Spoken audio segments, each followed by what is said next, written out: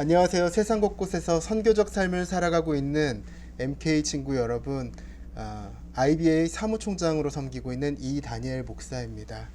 여러분과 벌써 5째 주 우리가 비즈니스 에즈 미션에 관련된 여러 세계관 이야기, 또 사례 이야기를 전하고 있는데, 오늘은 사도행전에 있는 말씀 하나를 제가 너무 좋아하는 말씀인데 여러분과 함께 나누면서 시작하려고 합니다.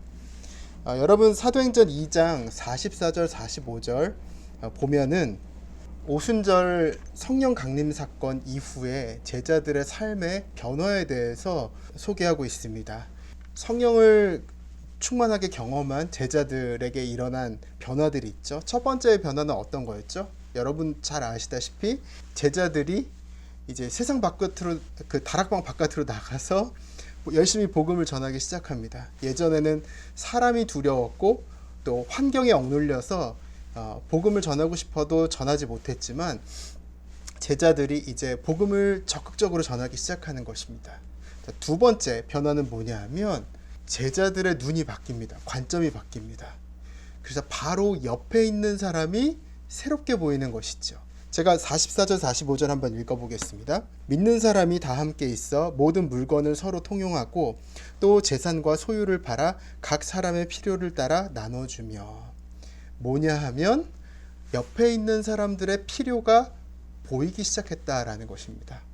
어떤 사람은 어려움에 처했고 또 어떤 사람들은 물질적인 그런 고민이 있는 가운데 제자들 안에 자기 손에 쥐고 있었던 이 재물들을 나눠주는 일들이 일어났다라는 것이죠. 그래서 심지어 사도행전의 다른 장에 보면 어떤 사람은 땅까지, 공동체를 위해서 땅을 기부하는 그런 일들이 일어납니다. 그래서 여러분, 성령의 충만함을 생각해 봤을 때 물론 뭐 방언을 하거나 마귀가 쫓겨나거나 또 뭐 성도들이 부흥돼 가지고 막 큰 건물이 세워지는 그런 것들도 성령 충만함의 하나의 흔적이겠지만, 정말 이 내면에서 시작된 하나님의 나라가 정말 나의 이 이기심과 나의 욕심을 벗어버리고 내가 살고 있는 지역사회를 더 좋은 세상으로 만들기 위해서, 그리고 내 옆에 있는 어려움에 처한 이웃들을 섬기는 그런 손길로 표현되는 것입니다. 그래서 저는 오늘 이번 이 유튜브 순서를 통해서 비즈니스 세계 속에서 이런 선교적 삶을 성령 충만함으로 인해서 자기 옆에 있는 사람들을 비즈니스적인 방법으로 도왔던 세 사람의 이야기를 나누려고 합니다. 첫 번째는 르완다에 있는 라즈만나 이야기입니다. 이 라즈만나란 기업은 한동대 재학생들이 세운 기업입니다. 그래서 주인공 이름이, 창업자 이름이 이샬롬이라는 분인데, 교회 아웃리치를 아프리카로 갔다가 거기에서 잘 사는 사람과 못 사는 사람 사이에 엄청난 격차가 있다는 것을 발견하게 됩니다. 유식한 말로 빈부격차라고 하죠. 뿐만 아니라 이 르완다는, 여러분 혹시 세계사 공부를 했는지 잘 모르겠지만 엄청난 인종 학살이 있었던 그런 나라입니다. 그래서 그 한 나라의 두 종족이 서로 심하게 싸우는 가운데 이 내전의 피해자로 거의 모든 국민들이 큰 어려움을 당하는, 죽임당하기도 하고 크게 다치기도 하고 아니면 또 정서적으로 큰 피해를 당하는 그런 일들이 있었다라는 것입니다. 그래서 이 샬롬과 이 라즈만나 창업팀은 그런 르완다의 어려운 상황들을 보면서 우리가 예수를 믿는 사람으로서 또 성령 충만한 사람들로서 이 비즈니스 환경 가운데 우리가 뭔가 기여를 할 수 있는 것이 있지 않을까 고민하기 시작합니다. 그래서 이 창업팀이 모두 한동대 재학생들이었는데 지금 여러분 화면에서 보시듯이 6명이 같이 골방에 모여서 창업 준비를 하는데, 크게 뭐 지금 화면에 나와 있듯이 센터팀과 카페팀으로 나뉘어서 본부를 운영하는 사람들, 그리고 실제로 베이커리, 카페를 어떻게 운영할지 이렇게 준비하는 사람들이 열심히 준비를 하는 것이죠. 그래서 여기에 관련된 사업 계획을 세운 다음에 코이카, 우리나라의 어떤 국민들이 낸 세금을 가지고 저개발 국가를 있는 그런 중간 지원 기관인데 여기에다가 사업 계획서를 제출합니다. 그래서 국가의 이 관리자들이 봤을 때 이 대학생들이 생각하는 이 기업이 충분히 세상을 이롭게 할 만하다 생각이 들어서 이 대학생들한테 꽤 큰 금액인데 정부의 지원금을 이렇게 흘려 보내줍니다. 이 친구들이 했던 구상은 뭐냐면 기본적으로 창업을 통해서 어떤 이 르완다의 부의 선순환을 이루고자 하는 그래서 많이 가진 사람들의 부가 적게 가진 사람들에게 흘러갈 수 있고 또 이런 모든 비즈니스를 통해서 그 몸과 마음이 황폐해져 있는 이 사람들이 더 치유를 얻는 그런 비즈니스였으면 좋겠다 하는 그런 부분이고 원래는 우리나라에 지금 어떤 IT 업종들, 뭐 금융 업종들, 뭐 쿠팡이라든지 이제 아마존이나 그런 것을 르완다에 구현하면 어떨까 하는 그런 생각을 가지고 있었는데 그 나라의 인프라가 이런 최신 기술을 담기에는 쉽진 않다라는 그런 결론에 따라서 베이커리 카페라는 그들 수준에 맞는 그런 업종을 선택한 것이죠. 그래서 실제로 이 베이커리 카페를 르완다 사람들 상류층이 가장 많이 다니는 곳에 이렇게 창업을 해서 가장 돈이 많은 사람들에게 커피를 팔고 또 빵을 파는 그런 일들을 했습니다. 그래서 실제로 이것이 이 라즈만나 팀이 세운 그 베이커리 카페고 지금 여러분 보시는 두 번째 사진은 제 아내가 한때 르완다에 굉장히 자주 왕래했었는데 실제 르완다에 가서 찍은 그런 사진입니다. 그래서 이 대학생들이 6명이 르완다에 넘어가서 창업을 했는데 과연 얼마나 잘 됐을까 그런 생각을 할 수 있겠죠. 근데 실제로 이들이 창업한 거는 2013년이었는데 2014년에 서비스 매거진의 르완다 전역 서비스 부분에 대상을 받게 됩니다. 또 2014년 6월이 돼서는 레스토랑 랭킹 1위에 오르게 됩니다. 그래서 어떻게 보면은 굉장히 비싼 또 고퀄리티의 빵과 커피를 상류층들에게 이렇게 공급하는 가운데 엄청난 인기를 얻는 것이죠. 근데 이들이 잊지 않는 것은 뭐냐면 하나님 나라의 가치입니다. 아까 우리 사도행전 말씀을 묵상했듯이 정말 이들이 이렇게 어떤 부를 축적한 것에 그치는 것이 아니라 이것이 정말 하나님 나라의 이 가치에 따라서 어려운 사람들에게 분배될 수 있도록 애쓰는 것이죠. 그래서 과거 인종학살의 피해자들을 35명에서 40명을 직접 고용해서 이들이 날마다 일하게 하고 일한 만큼 또 돈을 벌게 하는 것입니다. 그래서 이들의 어떤 생계가 해결이 되는 것이죠. 그리고 뿐만 아니라 이들이 정말 장차 자기 스스로 어떤 비즈니스를 창업해서 그것을 운영할 수 있도록 경제 교육도 하고 기업가 정신 교육을 하는 것입니다. 또 한편으로 여러분 잘 아시다시피 아프리카에 또 적지 않은 국가에 적지 않은 사람들은 예수님을 알지 못하기 때문에 어떤 정직하지 못한 것이 또 만연해 있는 그런 경우들이 있는데 이들에게 끊임없이 삶을 통해서 정직과 성실에 대해서 계속 교육을 하고 가르치는 것입니다. 그리고 삶 속에서 같이 더불어 살면서 이들에게 이런 정직과 성실의 삶을 보여주는 것입니다. 그래서 여기에서 일했던 그 35에서 40명 정도 되는 사람들이 같이 일하는 동안 이런 어떤 라이프 스타일, 크리스천의 라이프 스타일을 배우면서 스스로 성장하는.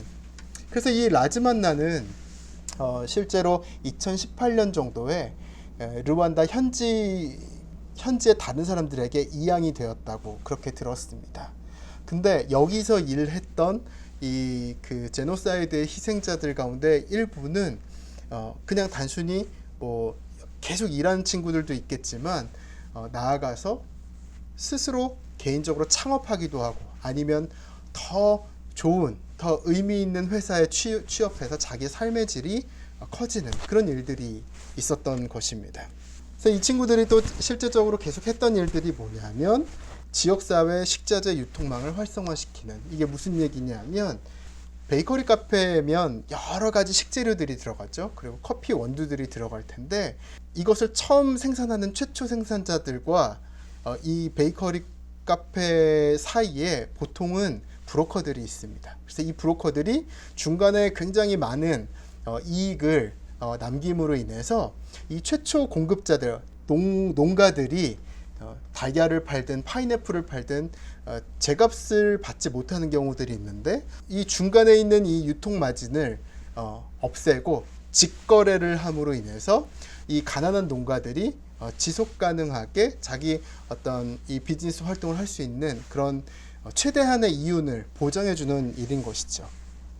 자, 또 하나는 르완다 신생기업의 판로 제공이라고 되어 있는데 이런 최상류층들이 다니는 이 카페의 그 한복판에 이런 르완다 현지의 어떤 마카다미아를 생산해서 파는 사람들의 그 상품을 전시해 놓기도 하고 또 젊은 그러나 가난한 아티스트들의 작품을 매장 곳곳에 이렇게 걸어 놓기도 하고 또 수공예품을 팔기도 하고 그럼으로써 이 르완다의 어려운 공급자들의 물건을 대신 팔아주고 이들에게 또 수익을 이렇게 전달해주는 그런 일들을 하는 것입니다. 그 밖에도 그 르완다 지역의 키갈리 지역의 데이케어 센터의 그 이 고아들에게 이런 양질의 빵을 그냥 매일 무료로 공급해주는 그런 일들을 하는 것입니다. 그래서 이 이샬롬 그 대표와 이 창업팀이 그동안 이 기업을 통해서 이 사도행전의 그런 실천을 이렇게 베풀었던 그 이야기들을 이제 제가 나눴습니다.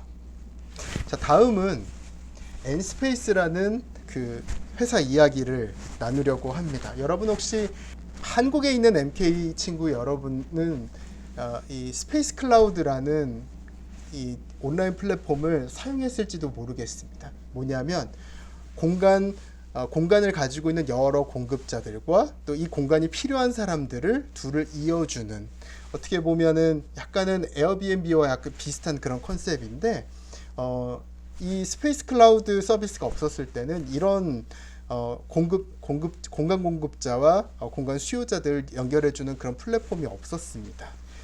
근데 이제 이 서비스가 생겨난 최초의 발단은 말씀 한 구절입니다. 여러분 지금 보고 계신데 레위기 25장 23절 토지를 영구히 팔지 말 것은 토지는 다 내 것임이니라. 너희는 거류민이요 동거하는 자로서 나와 함께 있느니라. 그래서 이 엔스페이스의 대표 이름이 정수현 대표인데 정수현 대표가 대학생 때 이 말씀을 묵상하면서 토지는 다 하나님의 것이고 또 인간이 어떤 사유함으로 인해서 누군가의 이 사용할 수 있는 권리가 박탈될 수 있는 그런 것이 아닌데 지금의 우리가 살고 있는 이 시대, 이 세상은 그런 시대라는 것이죠.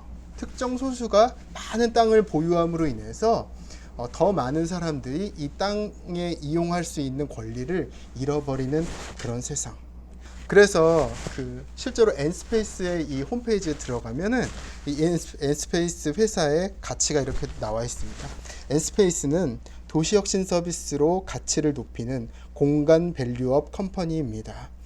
자기다움 있는 사람들이 머물기 좋은 도시를 만들어 갑니다.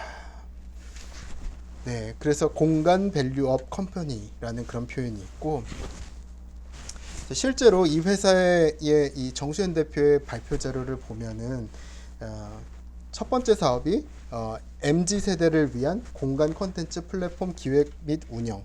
두 번째가 커뮤니티 기반의 주택, 오피스, 리테일 개발 공간 쉐어 임대 관리. 이제 이런 내용들이 있는데 이런 내용에 대해서 여러분 잘 몰라도 괜찮을 것 같아요. 근데 이제 가장 아까 제가 이야기했듯이 가장 중요한 핵심 쟁점은 뭐냐면 이 시대에 굉장히 많은 오피스와 어떤 서비스 공간들이 공실에 머물러 있다라는 것이죠. 임대료만 굉장히 높고 그래서 이 정수현 대표가 했던 건 뭐냐면은 이런 공실을 소유하고 있는 사람과 공실이 필요한 사람들 사이를 엮어주는 그런 일을 합니다. 그래서 이 기업이 어떤 문제를 해결하고 싶었냐면, 우리 볼드체로 나와 있지만 공간이 필요한 사람과 쉬는 공간을 합리적으로 연결하기. 그래서 이것을 공유를 통해서 풀어보는 것입니다. 실제로 이 정수현 대표가 이 사업이 되는 사업인지 안 되는 사업인지 이제 테스트를 해보는데, 그것이 이제 2014년 1월입니다. 그래서 이 스페이스 클라우드의 프로토타입을 통해서 시험을 해보는 것이죠. 이제 그 당시에 그 사람들이 얼마만큼 이것을 필요로 하는지 이제 테스트 베드를 만든 것인데, 실제로 사람들이 이렇게 반응한 것입니다. 전국에 2만 개의 공간 운영자들이 모였고, 이들이 공급자죠. 그리고 MZ세대 젊은 이 회원들이 100만 명 이상이 또 모인 것입니다. 수요자죠. 그래서 이 공급자와 수요자 사이에 스페이스 클라우드가 있는 것입니다. 회원수가 급상승했고, 코로나 이전까지 매년 회사는 200%씩 성장합니다. 다시 한번 이야기하지만 말씀 한 구절에서 시작한 기업입니다. 레위기 25장 23절. 그것이 지금 이 시대, 이 세대와 함께 풀어지는 것입니다. 그래서 사실 지금의 MZ세대들 안에는 이런 공간적인 필요가 있는 것이죠. 이들이 굉장히 개성적인데, 그리고 많은 것들을 즐기기 원하는 가운데 파티룸이 필요하고, 그리고 작은 규모의 웨딩 홀이 필요하고, 스터디룸, 연습실, 주방, 세미나실, 촬영 스튜디오, 코워킹 스페이스, 서재, 이런 것들이 필요한데, 이것을 스페이스 클라우드를 통해서 충족되게 만드는 것입니다. 그래서 대학생이 쓰기도 하고 1인이 쓰기도 하고, 기획자, 강사, 교육그룹, 기업, 팀, 그리고 어떤 취미나 독서 모임, 팬클럽, 교류회, 프리랜서, 연습생, 다양한 사람들이 이 공간을 이렇게 서로 공유하는 것입니다. 그래서 여러분 지금 사진에 보듯이 이 안에서 생일 파티를 하기도 하고, 연주하는 것, 어떤 녹음, 레코딩을 하기도 하고, 또 춤도 추기도 하고, 결혼식을 하기도 하고, 다양한 일들이 벌어지는 것입니다. 이 엔스페이스는 이제 최근부터 어떤 사업을 시작했냐면, 엔스테이블이라는 이 브랜드를 만들어서 공간을 운영합니다. 그래서 여기 이 설명을 보시면 자기다움이 있는 2030 크리에이터들을 위한 커뮤니티 하우스 엔스테이블이라고 되어 있습니다. 실제로 서울 강남의 대치동에 가보면 이 엔스테이블 건물이 있습니다. 여러분 지금 사진으로 보시지만 이 스페이스 클라우드 이윤의 일부로 이 건물을 장기 임대해서 사용하는데, 2층에는 그 인디워커스 코워킹 스페이스가 있고, 그래서 이 코워킹 스페이스에서 이 다양한 크리에이터들과 젊은 창업가들이 열심히 일하는 것입니다. 그래서 업무 공간이 싼값에 해결이 되는 것이죠. 그리고 그 위의 층은 남성들을 위한, 여성들을 위한 자기 이 숙소입니다. 주택입니다. 그래서 지금의 이 청년들이 한 시가보다 한 70% 수준으로 자신의 업무 공간 문제를 해결하고 자신의 주거 문제를 해결하도록 그렇게 만드는 것입니다. 이것을 계속해서 넓혀가는 것이죠. 다시 한번 이야기하지만 이 모든 일은 레위기 25장 23절에서 시작이 됐습니다. 엄청난 일인 것이죠. 자, 우리 마지막으로 제가 또 하나의 사례를 소개하도록 하겠습니다. 앞서 라즈만나와 엔스페이스는 창업가들의 이야기였죠. 지금 소개해드릴 이야기는 직장인 중에서 물론 직급은 좀 있습니다. 중간관리자의 이야기입니다. A 대기업 이름을 제가 특정할 수는 없지만 한국에서 굉장히 큰 화장품 회사입니다. 정말 엄청 큰 기업인데, 거기 수석연구원 이야기인데, 어느 날 그 수석연구원이 말씀을 묵상합니다. 창세기 1장 31절, 여러분 아마 이미 보셨을 겁니다. 제가 읽겠습니다. 하나님이 지으신 그 모든 것을 보시기에 심히 좋았더라. 이 말씀을 묵상하는데, 평생 읽었던 말씀보다 그날따라 유난히 마음에 울림이 있었습니다. 그러면서 내가 초대형 기업의 이 수석연구원으로 있는데, 나를 통해 생산되는 이 모든 화장품이 과연 하나님 보시기에 어떨까라는 질문을 하기 시작합니다. 그래서 이분이 하셨던 게 뭐냐면 자기를 통해서 생산되는 모든 화장품들의 원료를 다 친환경으로 바꿔냅니다. 그리고 자기를 통해 생산되는 모든 상품들이 다시 라인업이 되는 것입니다. 물론 제가 들은 바로는 굉장한 내부적인 저항이 있었다 그래요. 왜냐하면 자본의 원리에 충실하고자 한다면 굉장히 값싸면서도 어쩌면 사람들의 건강을 해치고 또 어쩌면 자연 환경을 해칠 수 있는 그런 원료, 그런 것이 훨씬 경제적으로 유리한데 이 그 연구원, 수석 연구원 같은 경우는 그걸 거스르겠다라는 것이죠. 내부적으로 많은 저항이 있었으나 결국은 이것을 거슬러서 이뤄내는 것입니다. 그래서 나아가서 이 회사에서 출시한 또 하나의 상품을 보면 굉장히 이 선교지와 연관되어서, 특별히 선교지의 나쁜 문화와 연관돼서 이것을 개선하는 그런 상품을 또 출시하게 됩니다. 그래서 인도 그 동북부에 있는 한 지역인데 이곳은 여아 살해율이 굉장히 높다라고 합니다. 왜냐하면 여자아이가 태어나면 언젠가 결혼을 할 텐데 결혼할 때 결혼 지참금이 필요한 것이죠. 그래서 적지 않은 가정들이 이 결혼 지참금을 마련할 그런 가능성이 없다 보니까 여아들을 그냥 이렇게 죽이는 그런 나쁜 문화가 있는 것이죠. 그래서 이 대기업과 이 지역이 같이 손을 잡고 이 지역을 통해서 망고나무가 자라고 또 어떤 상품이 생산되고 또 여기에서 얻어진 이익이 또 이 지역으로 다시 환원될 수 있도록 그렇게 하나의 메커니즘을 만드는 것입니다. 그래서 한 명의 직장인 같지만 누가 봐서는 그냥 대기업 건물로 날마다 출근하는 그냥 한 명의 직장인일 뿐이지만 정말 하나님 보시기에 이 직장인의 가치는 어떨까? 정말 하나님의 가슴을 너무나도 시원케 하는 그런 직장인 아닐까 하는 그런 생각이 듭니다. 그래서 아까 제가 사도행전 말씀을 읽었는데 저와 우리 친구들 여러분 마찬가지로 우리가 지금 비즈니스 세계 속에서 살고 있죠. 그리고 이 비즈니스 세계 속에서 지금이든 아니면 앞으로든 어떤 포지션으로 계속 살아가게 될 것입니다. 근데 그 포지션으로 살아갈 때 나는 예수의 제자로서 어떤 일을 감당할 것인가? 그 질문이 중요한 것입니다. 그래서 성령으로 시작된 지역사회와 이웃의 필요를 채우는 고아와 과부, 나그네를 챙기는 비즈니스, 사도행전적 공동체성을 실현하는 비즈니스, 자본주의 체질을 넘어서는 대안적 비즈니스. 저는 여러분의 나이가 몇 살인지 잘 알 수는 없지만 청소년일 수도 있고 대학생 청년일 수도 있고 언제 어디서든지 간에 돈의 논리가 자본의 논리에 충실한 그런 사회 가운데 살아갈 텐데 그 가운데에서 이러한 보통 사람들을 넘어서는 탁월한 예수의 제자로서의 삶을 살아가는 저와 여러분 되시기를 축복합니다. 오늘은 여기까지 하겠습니다.